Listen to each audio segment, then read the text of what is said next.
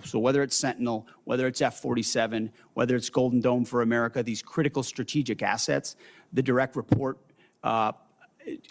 construct, along with Deputy Secretary Feinberg, who is a national treasure and is changing the way we do business at this department, is giving us a chance to ensure these critical systems are delivered. Thank you. And General Caine, can you give us your thoughts on why the Golden Dome received why they must receive that requested $17 billion in funding for the fiscal year 27? Well, Senator, it's as you know, it's an essential part of our Homeland Security layered defense, and as General Gutlein begins to do the work that you're asking about, and frankly helping to advance, you know, the insurance around that down payment, charging the defense industrial base with those capital allocations will allow them to get after it much quicker. We appreciate the help. And if there's a delay in that funding? Well, I hopefully there won't be, Senator, because we've got a leader on that account 24/7, 365. But if we do, we'll always, of course, come back and talk to the Congress, but also figure out what has to be true to help that constraint get removed in that production system. And that's really what we're asking these leaders to do, is to be able to get past the theory of constraints. Okay, thank you. Secretary Hegseth, I agree with your statement on nuclear deterrence when you said nothing else matters if we don't get this right, so we will. We need a modernized nuclear triad and NC3 architecture that can credibly deter multiple adversaries instead of an insufficient nuclear force structure based on fundamentally flawed assumptions made 16 years ago. Our presidents must also have a more diverse set of options so that they can effectively manage more complex nuclear escalation dynamics. So, Mr. Secretary, how does this budget request achieve those objectives? Well, thank you for your leadership on this issue for a very long time. First and foremost, it invests in it. $71 billion in our nuclear triad and NC3, understanding that if you get that wrong, you get everything else wrong. Frankly, it's why the Iran effort is so important. Imagine what the situation in the region would look like if Iran also wielded a nuclear weapon, and the limits it would put on our capabilities in those situations. Our adversaries have to deal with that dilemma because of the strength of our nuclear triad. So that $71 billion investment, the DERPMs that have been put over top of it to move those systems left, as you acknowledged, it's just been a priority since we came into the building, and we're funding it accordingly. And Chairman Caine, Secretary Hegseth, whoever would like to answer this, should our nuclear command control and communication systems like the SAOC be given the same level of priority as Congress considers the department's budget request as our triad?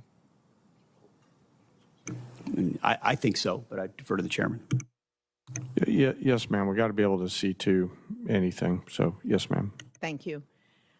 Senator Shaheen, you are recognized. Thank you, Madam Chair. Secretary Hegseth, Congress enacted $400 million to provide security assistance to Ukraine in January. Now, the committee received a notification just yesterday confirming only that the funding would go toward Ukraine. It contained no details about the type of equipment, no delivery timelines, nothing that is typically included in these notifications. And when asked about the delay in funding, the committee was told that Bridge Colby was developing a spend plan, but we've received nothing. So when can we expect the full spend plan for this appropriation? And Madam Chair, can I, if this is not already part of the record for the committee, can I enter it into the record? Without objection. We acknowledge and are executing on the European capacity building amount of $400 million that you referred to. Undersecretary Colby's done a great job looking at options and worked very closely with our European commander, General Grinkowitz. So his requests of what makes the most sense will inform what ultimately is invested in. Well, this notification says that EUCOM coordinated on the spend plan in March, but General Grinkovich told this committee on April 16th that he had not yet been asked to review any spend plan for this appropriation. So, General Caine, have you received the spend plan for funds in Ukraine, and have you asked the EUCOM commander for his concurrence? I do not believe so, but I will find out, Senator, and get back to you by the end of the day. Thank you. And yesterday, Mr. Hurst, you told the House that you needed to seek legal review to appropriate the funds as Congress intended. So can you share with us what the nature of that legal review is? And seems to me the law was pretty clear. I saw it. It was part of the Defense Appropriations Bill that we passed in January. And as you know, violating congressional intent on appropriating funds is a violation of the Impoundment Control Act. So what's the nature of the legal review that you have to get? Thanks for the question, Senator. What we're looking at is if we could use the funds in the same manner as USAI, and we had our counsel look at that. And so they provide us a legal opinion on how the funds could be used to support European capacity building. And can you share with this committee what that legal opinion is? Ma'am, I don't have a copy of that, but we can ask the OGC office if they can supply it to you. Madam Chair, can we ask that that legal opinion is shared with the committee officially? Thank you. Also, I don't know who can answer this, but it says that consistent with the President's priority to shift the financial burden of Ukraine support to European partners, the United States will seek commensurate financial contributions via the Prioritized Ukraine Requirements List, or PEARL, from the European partners for this program. So what's the justification for using PEARL when there's $400 million in appropriated funds? Can somebody answer? Pearl is a reflection of the President's priority and the belief that any weapons that are supplied are paid for by European partners and used as they see fit, whether it's Ukraine or somewhere else. But that was not the intent of Congress in providing that $400 million. As I understand the Pearl program, the Europeans purchase those weapons from the United States and they pay for them. But this appropriation was $400 million that Congress expected to be provided to Ukraine, not paid for by the Europeans, but provided from the United States to support Ukraine. So again, I don't understand what the justification is for using Pearl when that's not the intent that Congress provided. We're following the intent of European capacity building, but at the same time recognizing that wherever Pearl can be utilized so that the Europeans contribute to that fight, per the burden-sharing approach that this President takes is important. Congressional intent. And that's what I'm asking you, why you're using Pearl to do something that Congress intended to go directly to Ukraine. Well, we look forward to working with you on that. Mr. Hurst, can you answer that? What was the legal opinion on this? Did you ask the attorneys if the $400 million could be used for the Pearl program? Let's get back to you. We'll take it for the record, ma'am. Thank you. And what portion of the funding that's committed from the Europeans under Pearl is being used to assist Ukraine rather than restocking our own shelves? Can you answer us that? That's up to Europe. Ultimately, Europe pays for any weapons that we provide, and they can utilize them as they see fit, whether it's Ukraine or otherwise.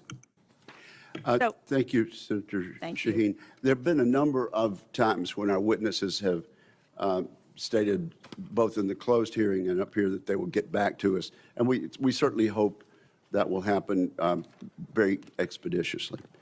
So thank you very much, and thank you, Senator Shaheen. Senator Cotton. Thank you, gentlemen, for your appearance today. Mr. Secretary, you provided us with a chart here entitled The Arsenal of Freedom, which includes a lot of sites that you visited. My favorite one is down here in South Arkansas, Camden, where you and I had a chance to visit just a couple months ago, highlighting the great work that the people there are doing to help rebuild our arsenal of freedom. Thank you, first off, for being there and for your kind words for the workforce of the people of South Arkansas. Isn't it fair to say that the war in Iran, just like the Ukraine war before it and still today, hasn't caused any challenges with our munitions the way some of our Democratic colleagues would say, but it's exposed a decades-old problem of brittleness and fragility in our defense industrial base before you and General Caine took over, and that we're trying to address right now. In many ways, that's precisely what we're trying to address. We also have a situation where President Trump rebuilt our military in the first term, and a lot of those munitions and a lot of those capabilities were sent to Ukraine under the previous administration, to the point where when we ask our commanders or when we look at O plans, the answer often is that was sent to Ukraine. So the recognition of those two things has, as the president gave us a charge from day one to rebuild the arsenal of freedom, to fast forward, not to provide a little bit more of each thing, but 2x, 3x, 4x the number of exquisite munitions that we need. The expenditures that we've seen under this administration, we can account for them, and we ensure that other O plans and elsewhere are well taken care of. So on the munitions front, we're in really good shape, but we need to accelerate, and that's exactly what we're doing. And I think that's an important point you make, is that we're not just trying to fill a hole that was created by Epic Fury or by support for Ukraine. We're going to fill that and then go much beyond that for our needs in the future. So we're never caught where we were over the last several years with these worries about munitions running short. Is that right, Mr. Secretary? That's exactly right. The president has charged up with not just replacing anything, but filling it up, as he might say, to the tippy top, and make sure that the remainder of this term and future presidents have all the munitions they need for any level of contingencies, especially considering the dangerous world we live in. I want to turn now to Operation Epic Fury. It's been a smashing military success. Unfortunately, we have suffered casualties, to include soldiers killed in the line of action. Obviously, our military takes the greatest steps possible to protect our troops, whether they are in action or whether they are on bases in the region. No war, though, is antiseptic. Mr. Secretary, could you explain some of the steps we've taken to try to minimize to the greatest extent we can the number of casualties we've taken in the Middle East? First of all, every day we live to ensure that we follow through on the legacy of those who gave everything. So that's front and center for us. But I can also say, and the chairman may want to weigh in, from the beginning of looking at the possibility of this contingency, setting the defense and ensuring that Admiral Cooper and everyone throughout CENTCOM had every possible measure they could to ensure that our troops are protected and force protection was maximized was the top priority. Moving assets to the region, we integrated our air defenses with local Gulf countries to ensure our shot doctrine was maximized, whether it's ballistic missiles or on drones, flowing in the most recent capabilities to ensure we can intercept drones, moving troops off the X. I think what people mostly don't know is that a massive effort was undertaken before this conflict to move as many humans off of targets to other places and maintain operational security about where they might be to minimize the space with which Iran could hit. We always knew something getting through was a tragic possibility. But I can assure you, from our perspective, that was priority number one, as it was Admiral Cooper's, to ensure that fortification and missile defenses were right there when we went on offense if we had to. General Caine, do you have anything to add? Well, in addition to just, again, mourning our fallen from the 103rd, what I'll add to the Secretary's comments is after every tragic loss, commanders at every echelon within our joint force are going to go back and look at what was our plan and what lessons we can learn from this so that we protect and defend our soldiers, sailors, and other members of the joint force the next time. Thank you, and I know you do, and I just wanted to give you the opportunity to speak to what you've done to try to prevent casualties and minimize them. Obviously, again, no war is antiseptic. One final question. I understand you've been accused of lying to the president. Mr. Hegseth, have you lied to the president at all about what's happening in Iran or Epic Fury? No, only tell the truth to the president.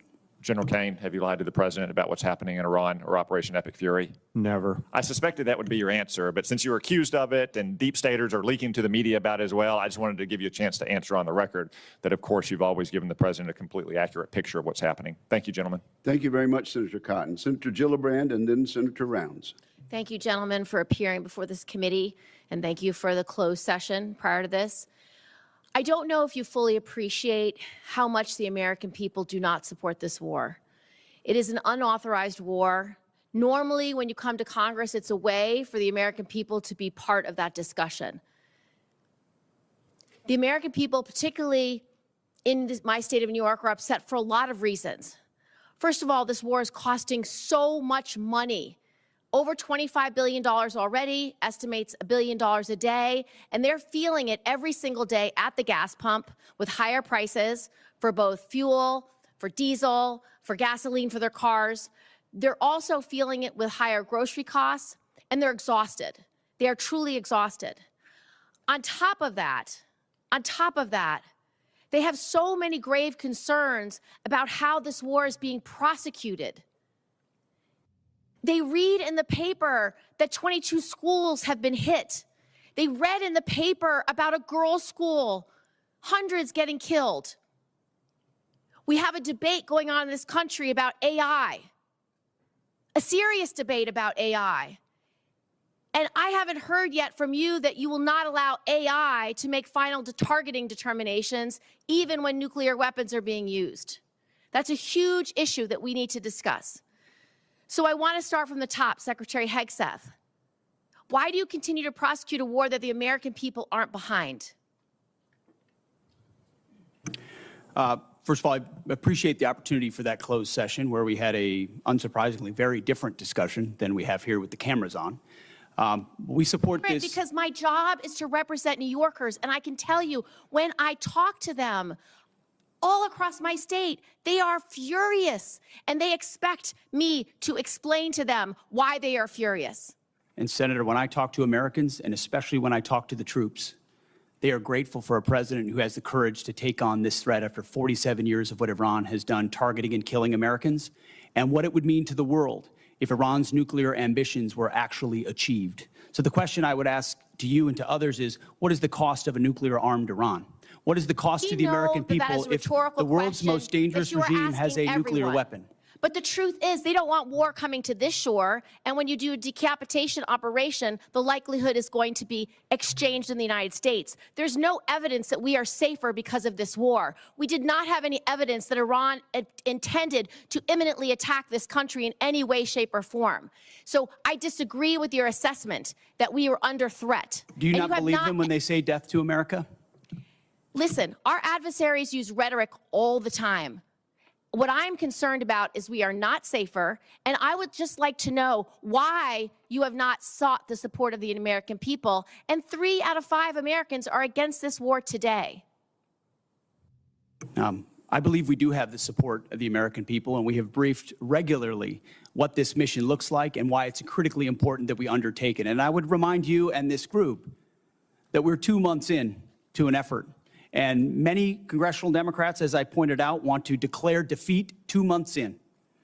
Iraq took how many years? Afghanistan took how many years? And they were nebulous missions that people went along with. This is different. This is a defined mission set that we have had great success in pursuing against a determined enemy who seeks nuclear weapons. And I'm proud of the opportunity to remind the American people, because they believe in it as well, but they can't have it. You don't care whether the American people support this war. The American people are quite smart. They understand and see through spin. They know that a regime that says death to America, that seeks nuclear weapons and the ability to deliver. Did they lie about the range of their missiles? How much more? Because I saw a 4,000-kilometer missile will you ask the American people to pay for this war? Diego right Garcia. Now, do you want it $1 billion a day? Do you want it $2 billion a day? You're asking for $200 billion more to fund this war and to make sure we have. We didn't ask for $200 billion. I don't know where you got that number from, Senator. I think you got it from the news, which you should be careful what you read in the news. Okay, Mr. Hegseth. Here, Secretary Hegseth. Here's a few more. Let's talk about how you're prosecuting the war. What is your response to targeting that has resulted in the destruction of schools, hospitals, civilian places? Why did you cut by 90% the division that's supposed to help you not target civilians? And do you know the impact of a strategic failure at a war when you have so many civilian casualties? You may have tactically completed a mission well, but strategically is not meeting your goals because of the harms to civilians. What is the cost of that? Let's leave time for an answer. No military, no country works harder at every echelon to ensure they protect civilian lives than the United States military. And that is an ironclad commitment that we make, no matter what systems we use. And why did you cut the department by 90%? Thank you, Senator Gillibrand. There'll be other rounds of questions. Senator Rounds, you are now recognized. Thank you, Mr. Chairman. First of all, thank you to all of you for your service to our country. Let me just I'll allow you to finish the answer a little bit with regard to the senator from New York. Does the United States military ever target a civilian center? Well, thank you, Senator. Unlike our adversaries, unlike radical Islamists, unlike those that target civilians or use civilians as shields, the United States military never targets civilians and puts constructs in place to ensure that the maximum extent possible, we do not harm or hit civilians. Is war a difficult place with a lot of complexities? Absolutely right. But no country does more and no department does more than our department. Do you still have all of the resources necessary to assure that every opportunity to eliminate that as a threat in terms of that happening, do we still have the resources available in the department to make sure that we do the best we can never to hit a civilian target? Every resource necessary at every echelon is available, legal, intel, and otherwise, to ensure that we minimize at every extent possible civilian casualties. And the suggestion was made that somehow AI might be used without a human in the loop, which is a classic anthropic talking point, which is half of what we talked about previously. There is a human in the loop on decisions that are made, and the suggestion otherwise is to suggest that somehow AI is running targeting. Thank you. Right now, part of what we're also talking about is not just are we engaged right now in terms of trying to eliminate the threat from Iran in terms of being a nuclear-armed country, but we've also got staring with us as well the fact that we have an ongoing principal threat with regard to a pacing threat with China. The dual-capable B-21 Raider will be a critical part of both our conventional and our nuclear deterrence against China and Russia. As you know, the Air Force's program of record includes plans to procure 100 B-21s, but many national security experts and leaders, including STRATCOM Commander Admiral Correll and INDOPACOM Commander Admiral Paparo, are calling for a greater number of B-21s. Admiral Paparo testified here last week that he would favor buying 200 B-21s.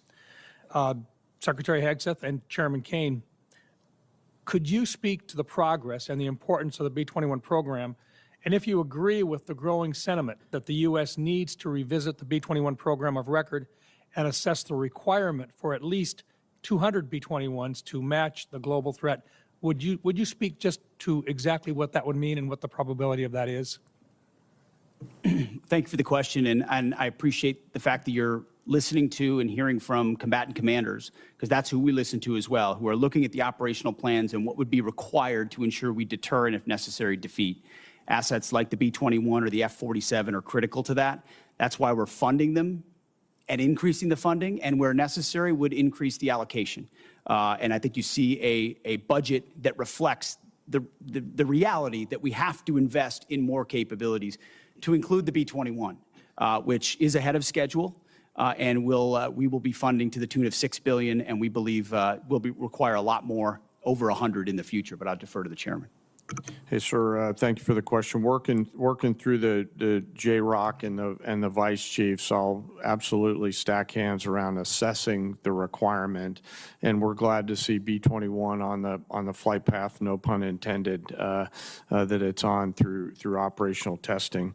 On the specific numbers, the one sort of big picture strategic thing I want to say is we want to make sure, as we think through what does air power of the future look like based on the evolving threat, that we're staying well in front of it. And so that's the only thing we'll look at in the assessment. But I'm on board with assessing the numbers. I want to make sure we're buying ahead of the technology development curve so that we give all those young warfighters out there the capabilities that we need well into the future. Is there any question at all that we're going to need more than 100 B-21s? I want to go back. Here's how I'll look at it, Senator. I want to go back and look at the O plans right now that we have to make sure that we allocate those numbers. So I don't believe so, but I do want to take the due diligence time, if you'll allow me to look at that, Senator. Good. I appreciate the opportunity to visit with you and to clarify yes, sir. Absolutely. What that number should look like in the near future. Yes, sir. Thank you. Thank you very much, Senator Brown. Senator Blumenthal. Thank you, Mr. Chairman. Thank you for being here today. I want to talk about the costs of war. the costs of war include caring for our veterans. We've had an estimate from Mr. Hirsch yesterday that the cost to date in dollars for this war has been $25 billion, which I believe is well below the actual cost based on everything that I've heard, everything available to us in various kinds of settings, and I'm going to ask for a more accurate assessment. But we also know that about 400 service members have been wounded as a result of this war. When they retire, when they come home, their retirement pay will be docked dollar for dollar for every disability benefit dollar they receive. Secretary Hegseth, I'd like your commitment that you will support the Major Richard Starr Act that will eliminate this wounded warrior tax. I'm sure you're familiar with it. Tens of thousands of servicemen and women now are reduced in their retirement pay literally for every dollar of disability benefits they receive. Well, I appreciate your focus on this issue, and I will tell you of the, you mentioned roughly 400 that have been injured. Thankfully, over 90% are returned to duty. But that doesn't mean they wouldn't have a residual challenge. And we're tracking that at point of injury to ensure that that is noted, even though they're returned to duty. But what I'd like is your commitment that you will support the Major Richard Starr Act. As I have said in the past to other organizations, we support the Richard Starr Act. Thank you. On the issue of cost, Mr. Hurst, does that $25 billion estimate include all of the costs in terms of damage to our bases, the need to replace planes and munitions, and the costs of injuries to our servicemen and women? Senator, so for the Milcon facilities replacement cost, that's probably the hardest thing to estimate right now because we don't know what our future posture is going to be or the future construction of those bases. Well, you owe it to us. You're here to ask for appropriations. Of course. And I would like a more accurate estimate of what has been done that will require replacement and renovation, as well as the other costs. And I think $25 billion is probably less than half, maybe less than a quarter of the total cost of war, which is the reason why the supplemental request is much higher. So I think you owe it to the American people to give us the straight talk about what the costs have been. Mr. Secretary, I know you have characterized this war as an astonishing military success, to use your words yesterday. But the American people aren't buying it. And I know you feel the American people are seeing through the abstruse stuff that is thrown at them, but one point is irrefutable, which is America never succeeds in war unless the American people are behind it. And if what you're seeing as success now is winning, I would hate to see what losing looks like, because none of the shifting and contradictory objectives of the war so far have been achieved. Likewise, let me ask you, yesterday, the President said that Ukraine has been, quote, militarily defeated. I assume you don't agree with that assessment. The negative nature in which you characterize the incredible and historic effort in Iran is part of the reason, Senator, why the American people view it the way they do. It's why I looked out at our press corps at the Pentagon and called them the Pharisees in the press. It's because they look for every problem. Well, I'm asking you about you look for Ukraine. every problem that exists, Ukraine and you has miss. been militarily defeated. You miss the I would plank. submit, based on my 9 trips to Ukraine, that is a false narrative that the President's We are buying 2 from months Vladimir into a Putin. I historic hope that military success in Iran, and will you want to call it a dispute it, defeat. And it's because defeatist Democrats it like is you the that people cloud the of mind of the Ukraine American who are people fighting and for their would otherwise survival, fully support fight no preventing help Iran from having the a nuclear weapon. Administration, and they are bravely fighting our fight. And that is the reason that I'm pursuing the Russian sanctions bill, which is bipartisan, along with Senator Graham, and why I hope we will recognize our obligation to release that $400 million, which we've appropriated. Thank you, Senator Blumenthal. Senator Ernst. Thank you, Mr. Chair, and thank you, gentlemen, for being here today. Really do appreciate your time to be with us.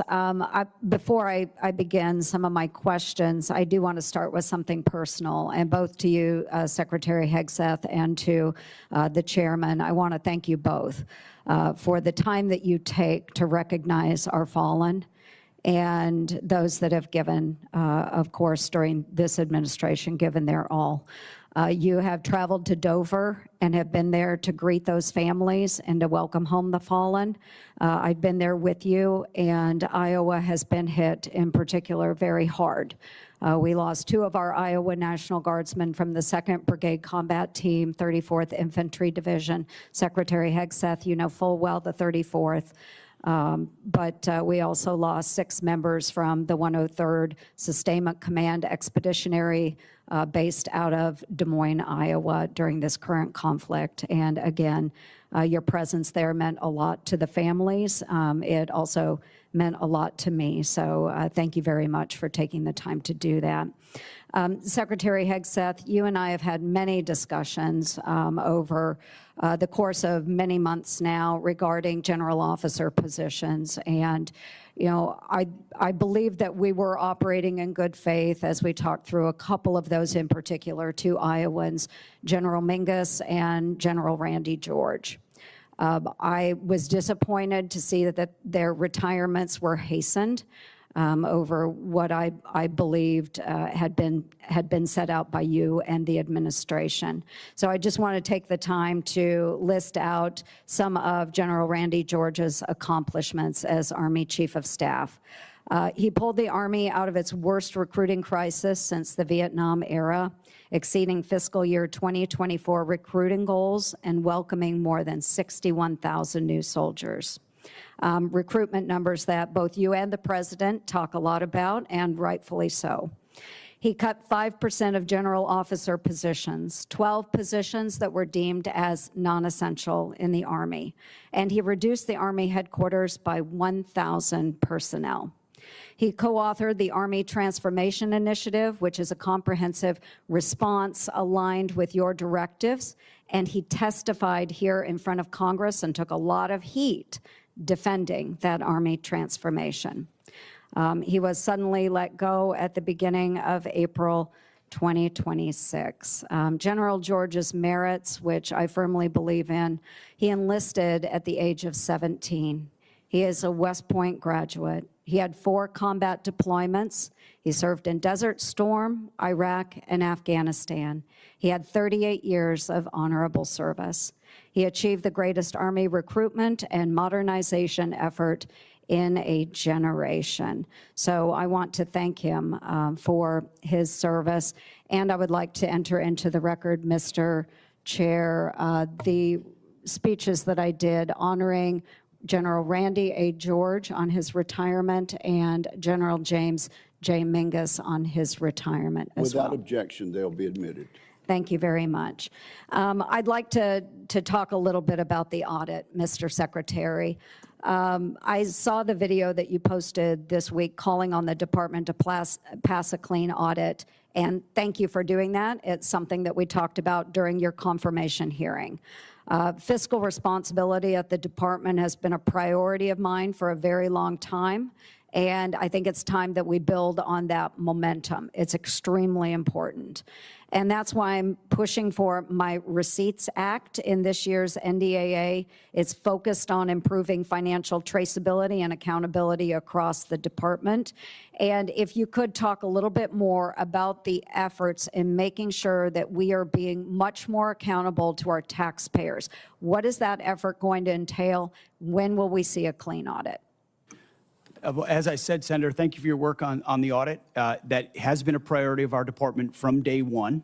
And we put in place goals and benchmarks to get to FY28, get to 28 for a clean audit. The Joint Task Force audit, which we announced, was a reflection of even more capabilities we want to push forward and centralize authority to make sure it happens. Jay's been involved from the beginning. We also have a new IG who the new IG's focus, one of his focus points is precisely this, and he's prepared to work with us to ensure we reach it. So I think at every level and through this budget, it's a focus. Okay, thank you. We look forward to seeing a clean audit. Thank you, Mr. Chair. Thank you, Senator Ernst. Senator Hirono. Thank you, Mr. Chairman.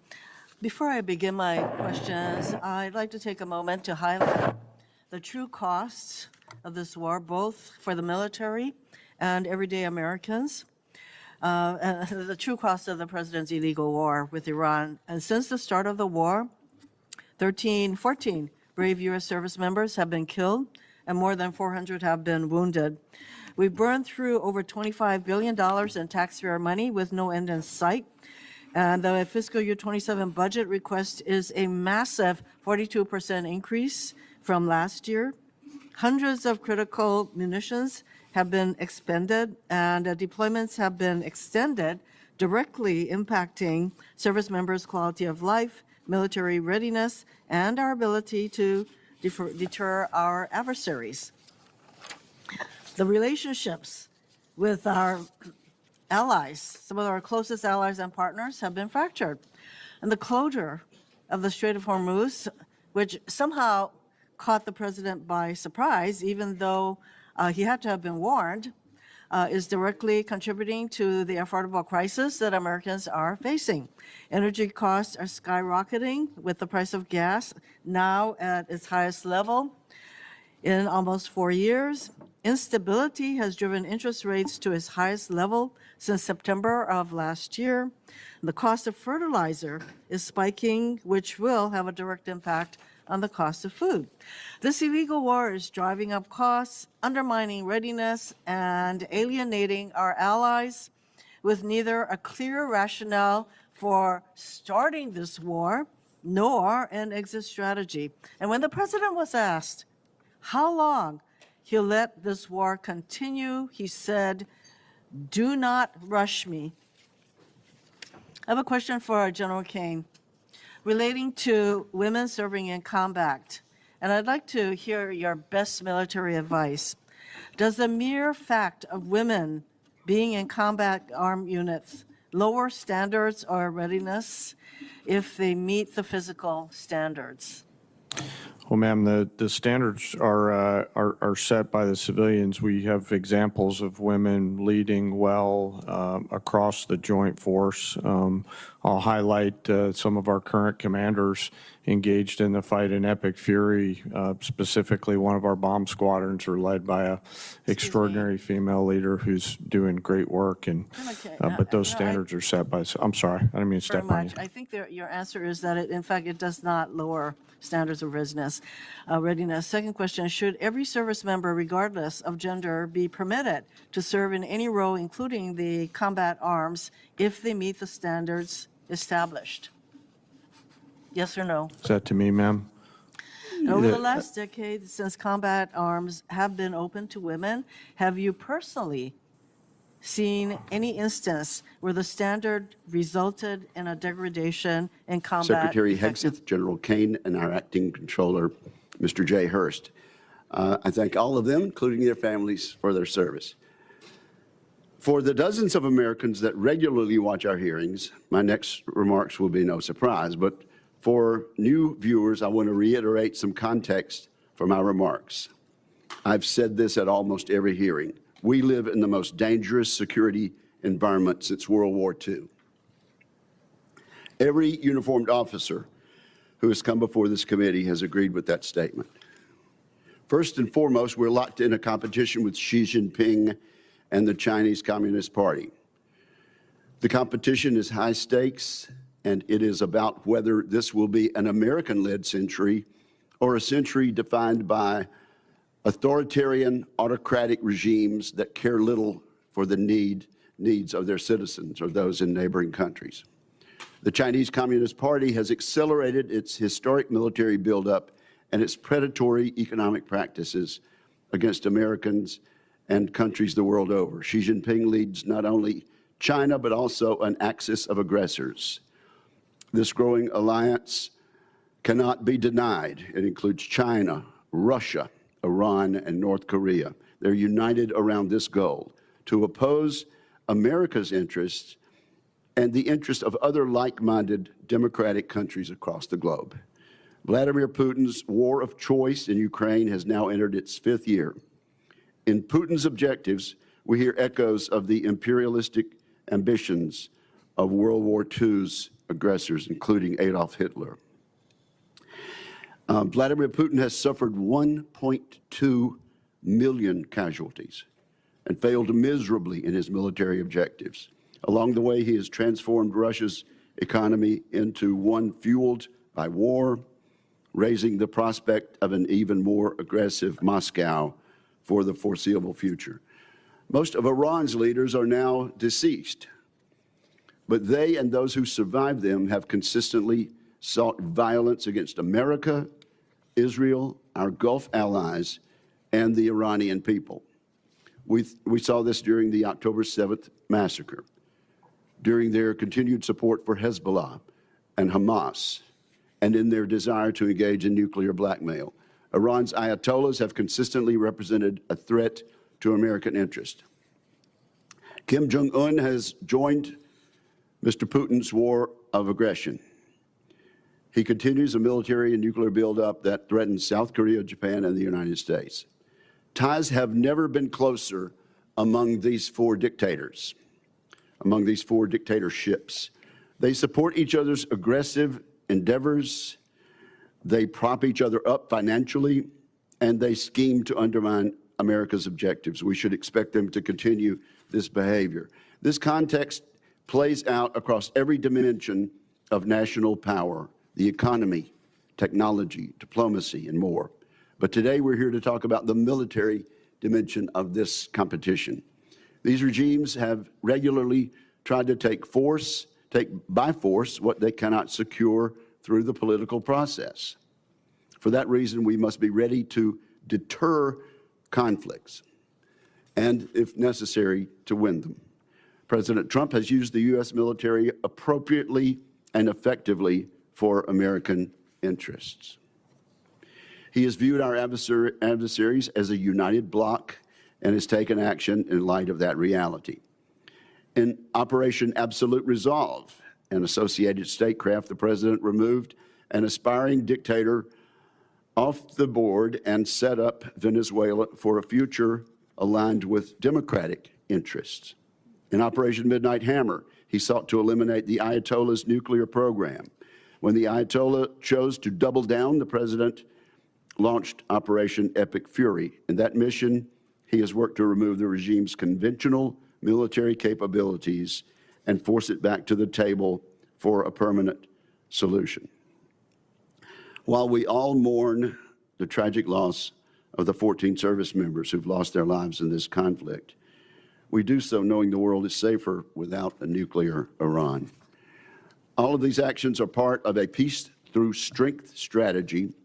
In this approach, we seek first to avoid war, but we take military action when necessary to achieve U.S. interest.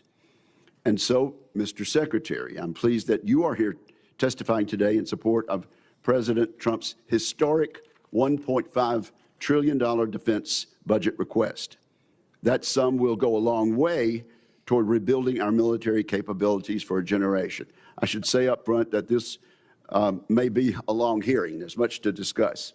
This $1.5 trillion request is chock full of important programs and initiatives that are absolutely necessary to secure American interest in the 21st century. I think this funding underpins and accentuates three comparative advantages the United States possesses over the axis of aggressors. The first comparative advantage America enjoys over our adversaries is that we have the best innovation and industry in the world. So I hope our witnesses today will cover the progress we've made in just the past year rebuilding the American arsenal. Last year, our reconciliation bill, combined with bipartisan appropriation bills, achieved about $1 trillion defense budget. This year's request would represent a near 50% increase. Every penny of it should be money well spent, making down payments on crucial transformational capabilities such as drone warfare, low-cost munitions, and missile defense. Also last year, Congress and the executive branch achieved historic acquisition reforms. Consequently, we are well positioned to make huge gains on efficiency this year and in the years to come, making it much more flexible and a more timely process. I look forward to discussing how we might accelerate implementation of these actions. In particular, I'd like to see the Pentagon do more this year to drive competition in the defense industrial base. Competition absolutely drives better outcomes for our service members and taxpayers. Of course, our people are the final comparative advantage we have over our adversaries. We've enjoyed significant improvements in recruitment and retention, but we need to solidify a merit-based environment that fully cares for our personnel. I commend you, Mr. Secretary, for your efforts over the past year to do just that. That task will never be finished, of course, but we embrace it gladly and we salute the progress. We will always be striving to care for and equip American service members as much as possible. I look forward to more work between this committee and the department this coming year. With that, I turn to my friend and colleague, Ranking Member Jack Reed. Well, thank you very much, Mr. Chairman, and Secretary Hegseth, General Caine, Mr. Hurst, welcome. And please convey my appreciation, all of our appreciation, to our military service members and defense civilians. We owe them our deepest sense of gratitude. Mr. Secretary, this is your first public appearance before this committee in nearly a year.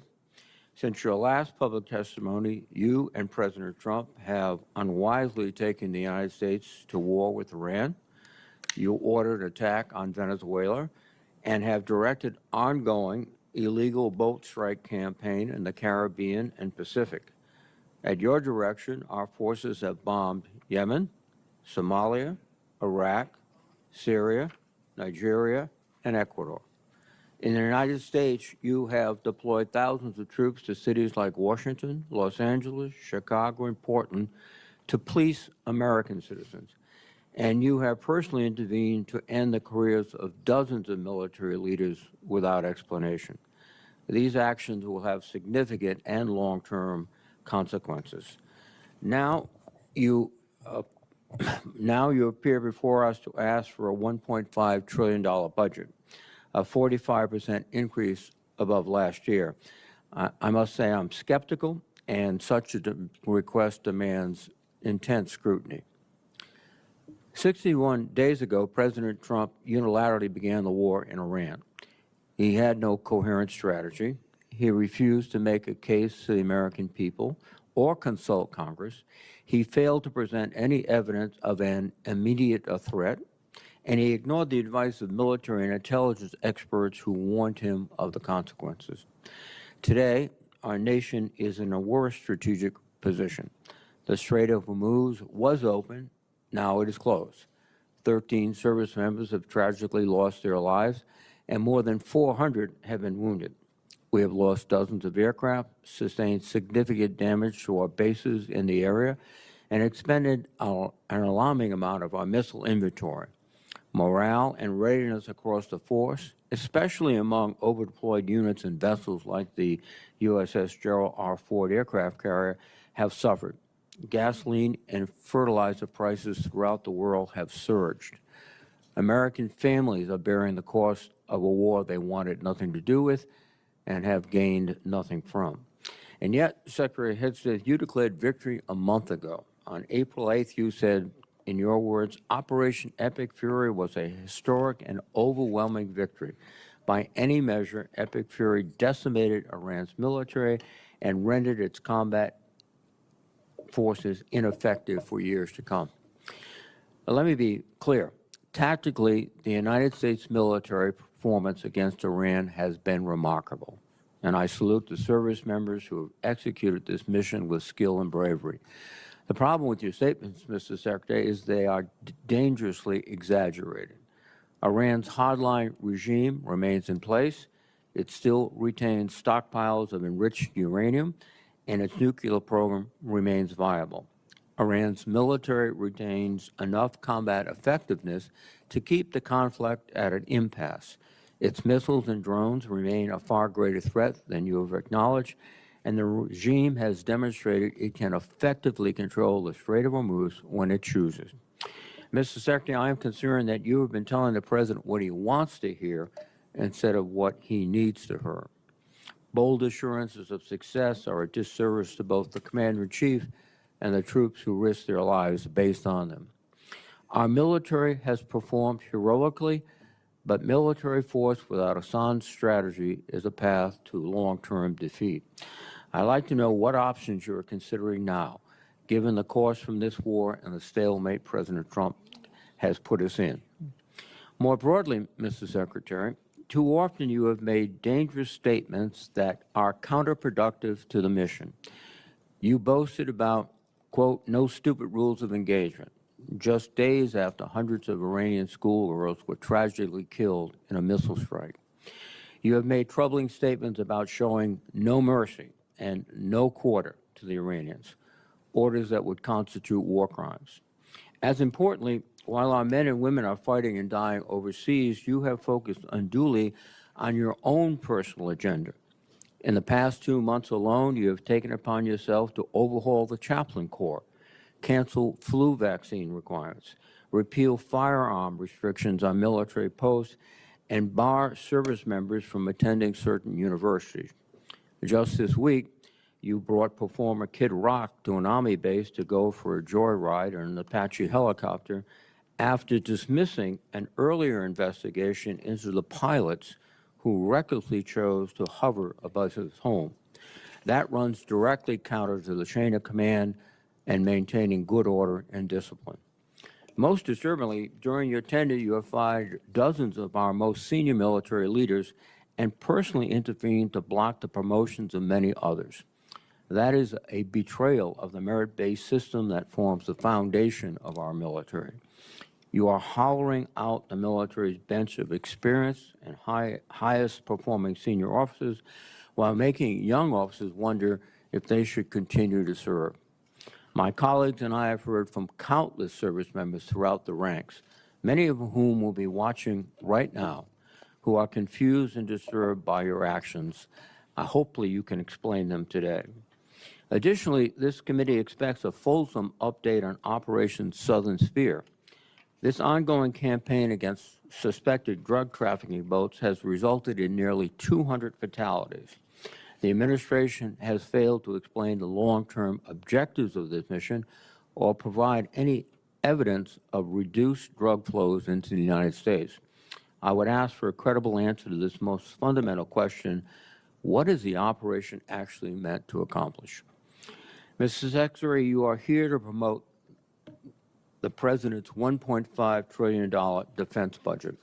While this budget provides funding for necessary programs, including shipbuilding and drone manufacturing, many other critical programs like barracks repair and aircraft procurement would rely on the passage of a party line reconciliation bill.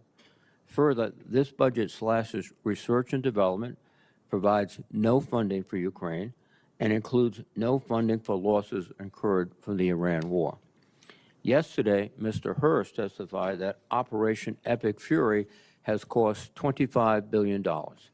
If nothing else, that help clarifies that we certainly do not need a supplemental anywhere near $100 billion, much less $200 billion. And in this record-breaking budget, there is no pay adjustments for the civilian workforce, and with inflation, that is a pay cut. After a year of DOGE layoffs and a hiring freeze across the department, this is an insult to the 800,000 men and women who support our warfighters every day. I cannot imagine a faster way to erode readiness and distract from our abilities to deter our adversaries. Ultimately, Mr. Secretary, I believe you are causing lasting harm to the military. Like many members of this committee, I had the opportunity and the privilege to serve in the military. And every officer knows they are duty-bound to give their best professional advice, even if it is not what their superiors want to hear. Because when leaders fear to speak honestly, people die, missions fail, wars are lost. The American people's trust in our military took 250 years to build. You are dismantling it in a fraction of that time. And trust, once long, can take generations to rebuild. Mr. Secretary, today I hope you'll take a step forward toward rebuilding the trust that has been lost. Thank you, Mr. Chairman. Mr. Secretary, you are now recognized for your opening statement, sir. Well, Mr. Chairman, Ranking Member Reed, Senators, thank you for the opportunity to testify in support of President Trump's historic, as you said, Mr. Chairman, $1.5 trillion fiscal year 2027 budget for the Department of War. The President's budget request reflects the urgency of the moment, addressing both the deferment of long-standing problems as well as positioning our forces for the current and future fights. I'm honored to appear alongside General Dan Caine, Chairman of the Joint Chiefs of Staff, and Jay Hurst, our Chief Financial Officer and Comptroller. I'd like to start by thanking this committee and Congress for your partnership in securing the investment needed for a stronger, prouder, and more secure military. Your focus on acquisitions, your focus on efficiency are the reflection in our department as well and in this budget. A nation's ability to build, to innovate, and to support the critical needs of its warfighters at speed and at scale is the foundation upon which its deterrence and survival rests. However, upon taking office on January 20th, 2025, President Trump inherited a defense industrial base that had been hollowed out by years of America-last policies, resulting in a diminished capacity to project strength.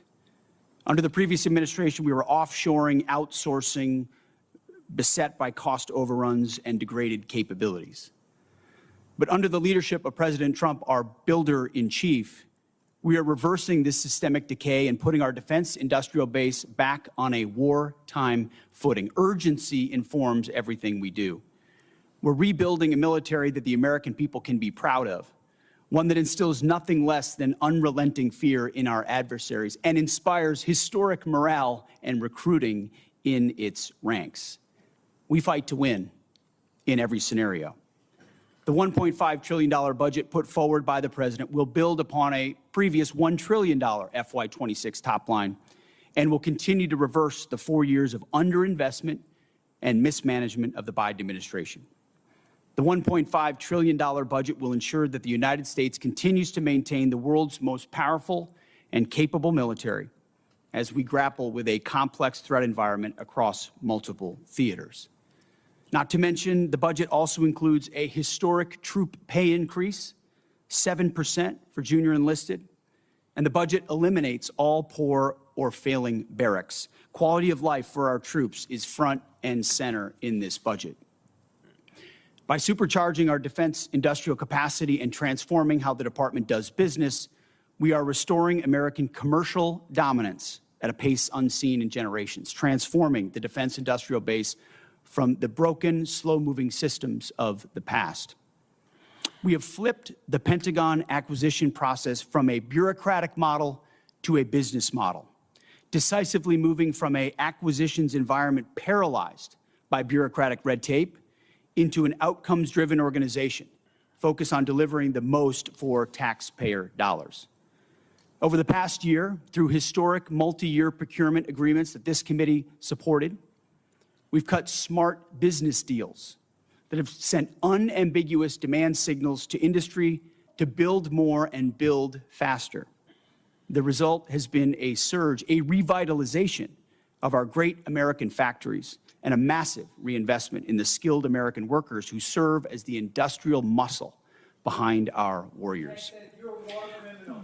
You should be arrested. What you're doing is despicable. The American people do not want to go to this war. We don't want to fight a war for Israel. It's about the status quo. Further interruptions of our hearing will be treated in like manner. We appreciate the First Amendment rights of Americans to express themselves, but disruption of this hearing will not be tolerated. So, Mr. Secretary, you may continue. I'll briefly provide some concrete high-level metrics of what we've accomplished over just the past few months. These are announced new facilities and investments to support American warfighters. The department has helped stimulate more than 250 private investment deals in 39 states, 180 cities, in 150 companies worth more than $50 billion. It's resulted in 280 new or expanded facilities, more than 18 million new square feet of American manufacturing, and more than 70,000 new jobs. These $50 billion in investments in new plants, new assembly lines, and new factories are private investments, not taxpayer dollars. By completely transforming our department's business model, American companies are investing in America with their own dollars, a historic demonstration of American manufacturing and defense revitalization, all with their money, not Uncle Sam's. This has never been done before and is long overdue, from a bureaucratic model to a business model. These investments equal great things for America, for American families, and American workers, to ensure that our warfighters have everything they need, all American made. Together with the help of the policy updates and appropriations passed by Congress, President Trump's War Department has begun to turn the lights back on in our manufacturing towns across this country, forging a lethal arsenal of freedom. Every policy we pursue, every budgetary item we request serves to ensure that this department remains laser-focused on increasing lethality and survivability from the front lines to the factory floor. This is a historic budget, as you said, Mr. Chairman. This is a fiscally responsible budget, and this is a warfighting budget. Speaking of warfighting, the topic of Iran, I'm sure, will come up often today, which I welcome. I look forward to sharing the incredible success of our military effort achieved in a matter of weeks.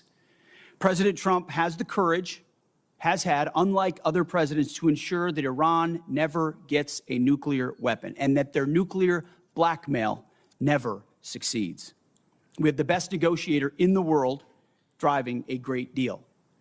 Unfortunately, as I said yesterday, and I'll say it again today, the biggest adversary we face at this point are the reckless naysayers and defeatist words of congressional Democrats and some Republicans.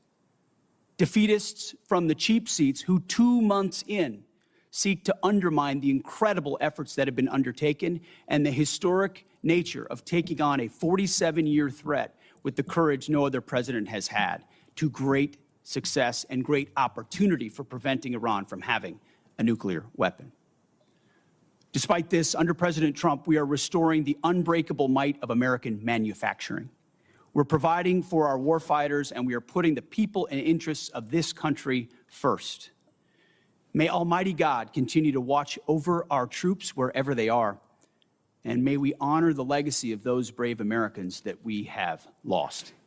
This is our sacred mission, and this is what we will continue to execute on. Thank you, Mr. Chairman. Thank you for that statement, Mr. Secretary. General Caine, you're recognized. Thank you, Chairman Wicker, Ranking Member Reed, members of the committee, and your staff, who we never get to say thanks to. Thanks for having me today. I'm honored to be here alongside the Honorable Pete Hegseth and the Honorable Jay Hurst to testify on the President's fiscal 2027 budget.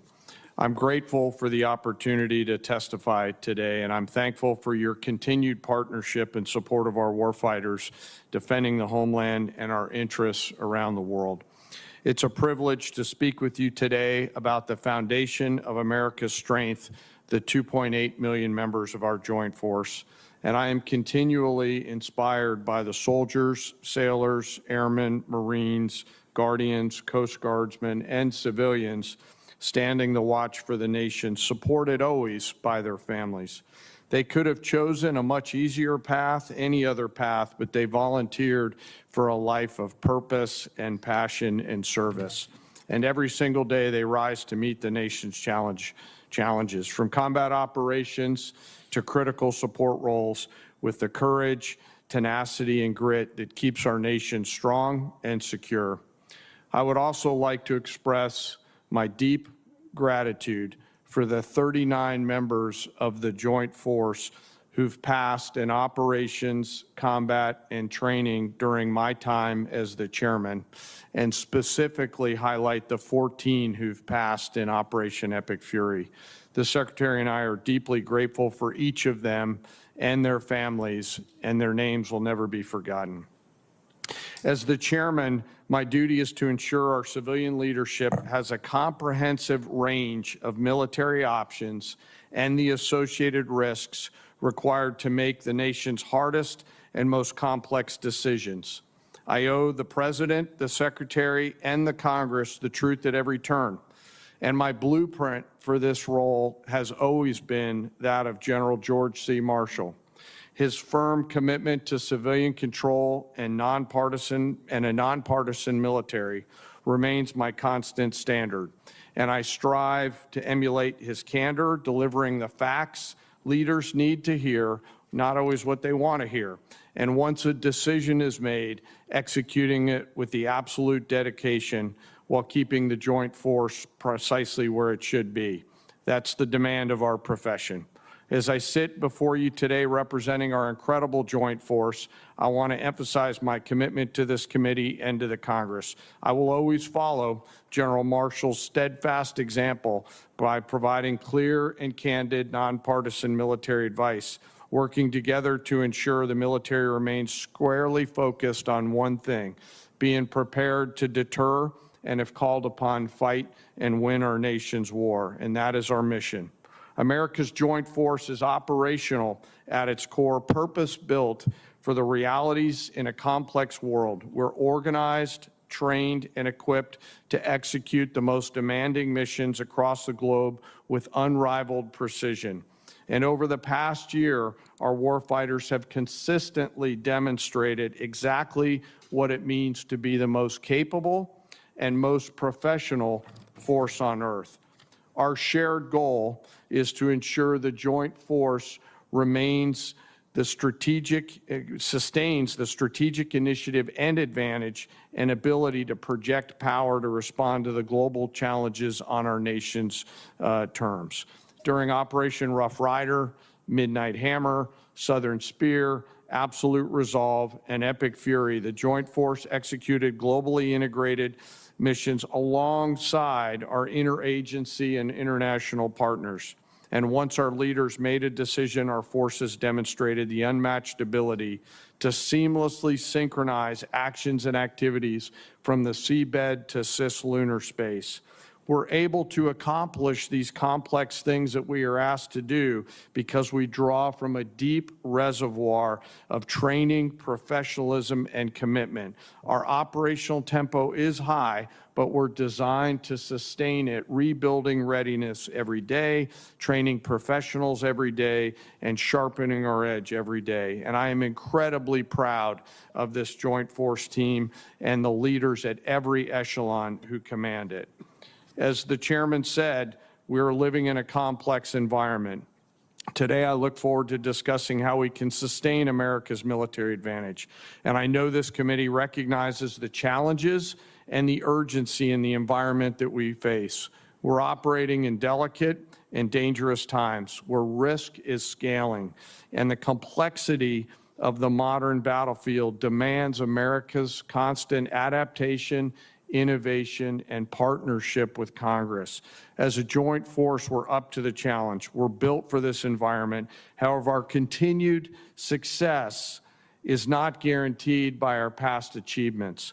We must continue to be forward-looking and innovate together with the Congress. To drive the pace of change and maintain our superiority requires timely, predictable, and sustained investment. And the resources we're going to discuss today are critical to modernizing the joint force and ensuring whatever threats might emerge, we are prepared to defeat them, to protect our interests and defend the nation and win. This President's budget for 2027 supports the Secretary and the Department's goal of reinvigorating, recharging the defense industrial base and the national industrial base, enhancing our readiness and securing our military advantage to ensure that our warfighters are properly armed, globally integrated, and ready while always taking care of our people. And that is what truly sets America's joint force apart from each other, especially the 1.8 million members, enlisted members of our joint force. It is them, the character, the competence of that force that transforms our capabilities into a decisive advantage. And our enlisted force is represented today by the senior enlisted advisor to the chairman, United States Navy Fleet Master Chief Dave Isom, sitting behind me, a teammate who I greatly appreciate and many of you on this committee know from his time in the Indo-Pacific. While we face dynamic and dangerous times, I have absolute trust and confidence in the extraordinary men and women within our joint force who every day execute the missions we ask them to quietly and with precision.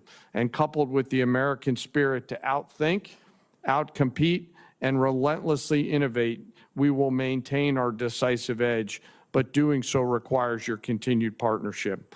We stand ready today to answer the nation's call. I humbly ask that as we're here today in this hearing, we remember those deployed service members who are out there right now doing our nation's work.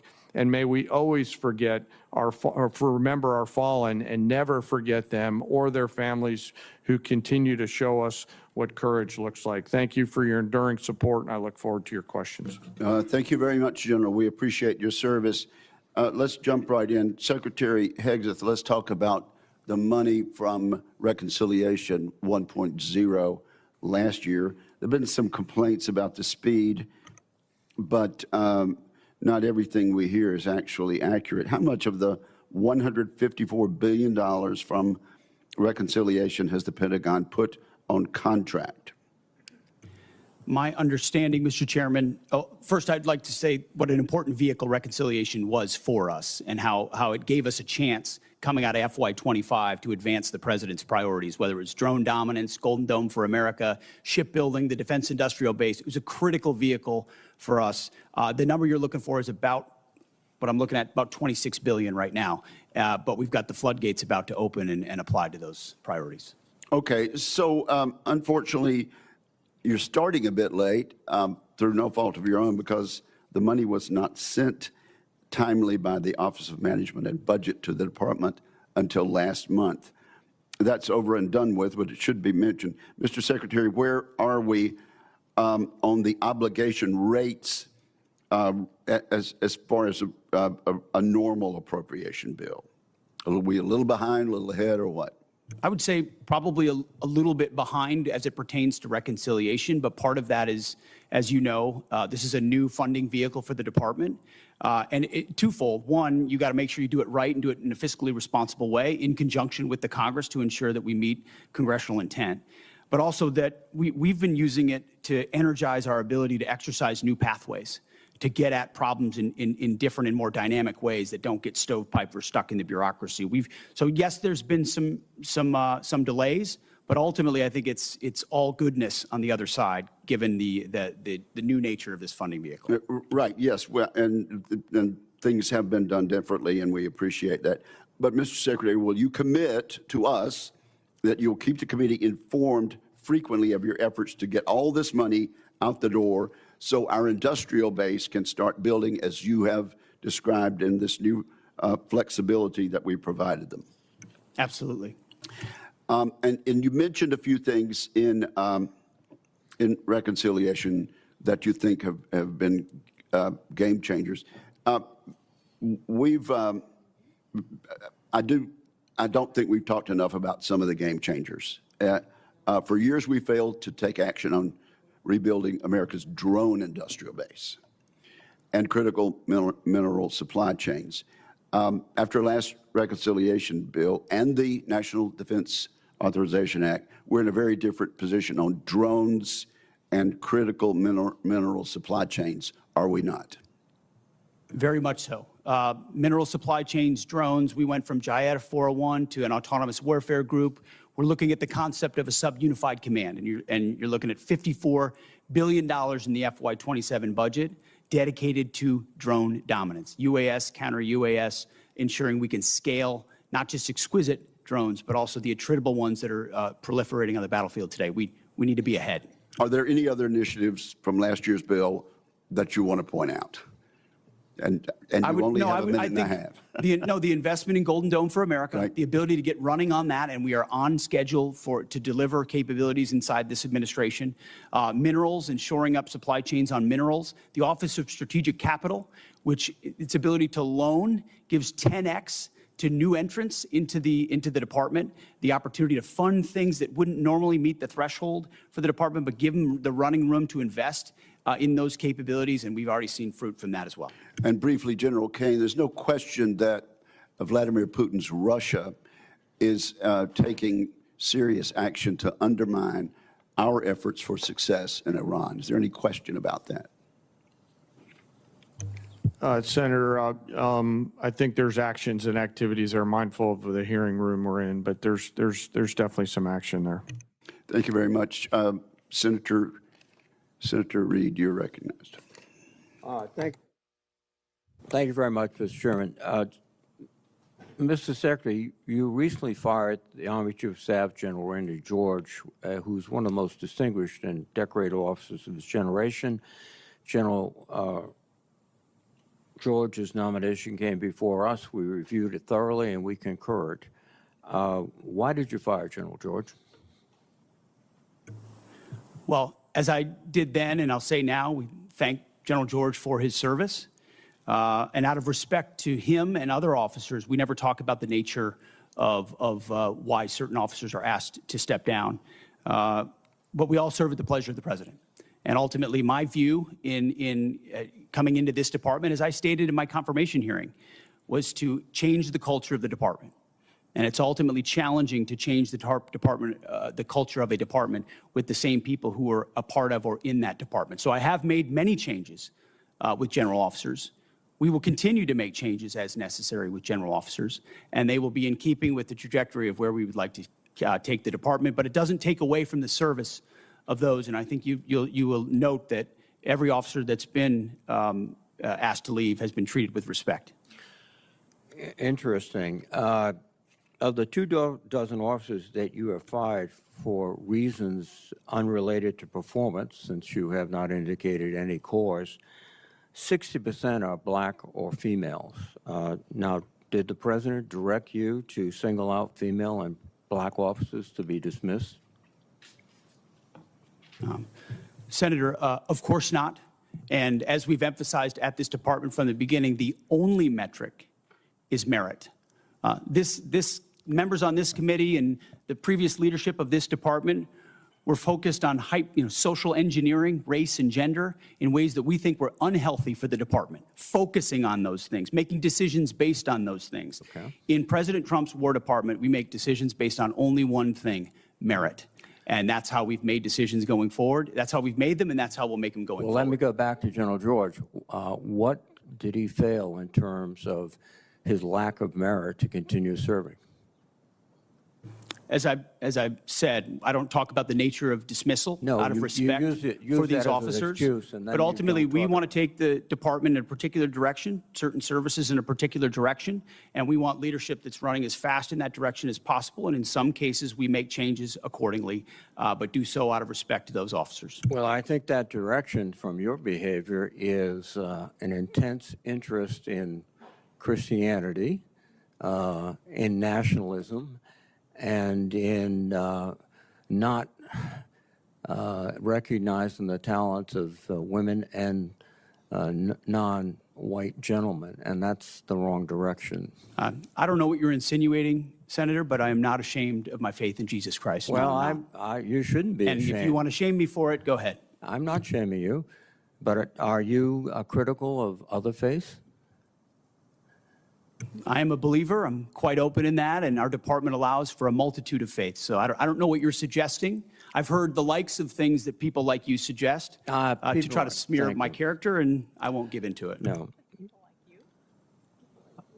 I'm sorry, Mr. Secretary, but broadcasting before the national religious broadcasters stressing the need for more Christianity in the military forces doesn't seem like a neutral position in which you tolerate and accept all religions. Let me move on. The strategic aspects of this operation in Iran. The president declared that we're going to destroy their missiles and raise their missile industry to the ground. And after more than 13,000 strikes, unclassified assessments conclude that Iran retains more than 40% of its drone arsenal and 60% of its ballistic missile launches compared with pre-war levels. That's one of his objectives. The second objective was regime change. To the great proud people of Iran, I say tonight that the hour of your freedom is at hand, and we will take over your government. Well, when we finish, we'll take over government. That has not succeeded. And then one of his other things is at the onset of the war, the president said, we will ensure that Iran does not obtain a nuclear weapon. Military operations in Iran have not achieved that goal yet. And it also seems to indicate that his pronouncements about Operation Midnight Hammer obliterating the nuclear policy and structure of the Iranians was false. So you have not achieved any of the objectives yet that has the president mentioned. Well, in this setting, I won't talk about the nature of metrics, which are classified, as you know, Senator. But I can say that looking at the objectives we set out to achieve from the beginning, some of which you laid out, our military objectives have been stunningly effective. Take, for example, their defense industrial base. They're completely incapable at scale at any level of reconstituting the capabilities you referred to, which is a devastating result for any country, especially one whose ambitions are as wide as Iran's. So we've put the president in a very strong position to ensure Iran never gets a nuclear weapon. That's the takeaway that's been underneath every single aspect of this. For 47 years, Iran's trying to blackmail its way to a nuclear weapon. They were closer than ever before because of bad deals under previous administration. President Trump was willing to do something about it and not allow their conventional missile shield. That's the North Korea strategy. That's, to be clear, what Iran was pursuing. Hiding their nuclear ambitions, revealing them over time, and then building a conventional shield of missiles so powerful that no country would challenge them for fear of what would happen if they unleashed that arsenal. Weakened after the 12-day war in Midnight Hammer, which did obliterate their sites, President Trump saw an opportunity because their ambitions continued to ensure that umbrella of nuclear blackmail did not allow them to get to a nuclear weapon. And the world is safer because of his bold and historic choice.